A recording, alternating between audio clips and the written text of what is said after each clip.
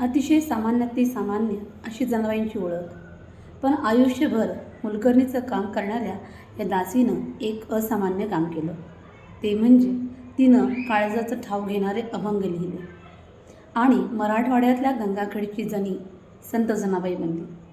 तत्कालीन खालच्या समाजातील सामाजिक स्तरातून वर उठून स्वतःचं असं वेगळं अस्तित्व निर्माण करणाऱ्या संत अशी जनाबाईंची ओळख. अत्यंत सामान्य जीवनातून अलौकिक अशी यशाची झेप घेणाऱ्या जनाबाई यांचा जन्म परभणी जिल्ह्यातील गोदातरी असलेल्या गंगाखेडमध्ये झाले. दमा आणि करुंड अशी त्यांच्या आईवडिलांची नावं. हे दोघंही पंढरपूरच्या विठुरायाचे निस्सीम भक्त. दोघंही पंढरीची वारी न चुकता करत. जनाबाईंच्या वडिलांनी तिला संत नामदेव यांचे वडील दामाशेठ यांच्या पदरात टाकलं. तेव्हापासून त्या संत नामदेव यांच्या कुटुंबाच्या एक घटक बनल्या. पंढरपूरच्या विठ्ठल मंदिरासमोर त्यांचा वाडा असल्यामुळे जनाबाईला विठुरायाचं दर्शन रोज घडायचं.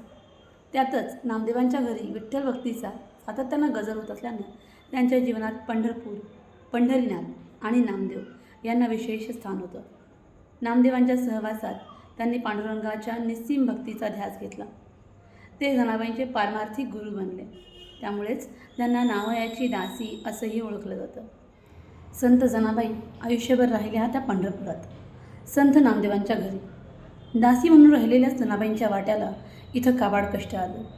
पण तिला या कामात मदत केली प्रत्यक्ष विठुरायानं. जातं, मडकी, गोवऱ्या असा सगळा जणीचा संसारच पंढरपूरकरांनी इथं जपून ठेवला आहे. तिचा हा संसार पाहिल्याशिवाय वारकरी पंढरपुरातून परतत नाहीत. जनाबाईंचे अभंग दूरदूरपर्यंत लोकप्रिय झाले आणि तिची ख्याती कबीरांच्या कानी गेली. इतके सुंदर अभंग रचणारी ही स्त्री आहे तरी कोण, या उत्सुकतेपोटी संत कबीर जनाईच्या भेटीसाठी पंढरीस आले.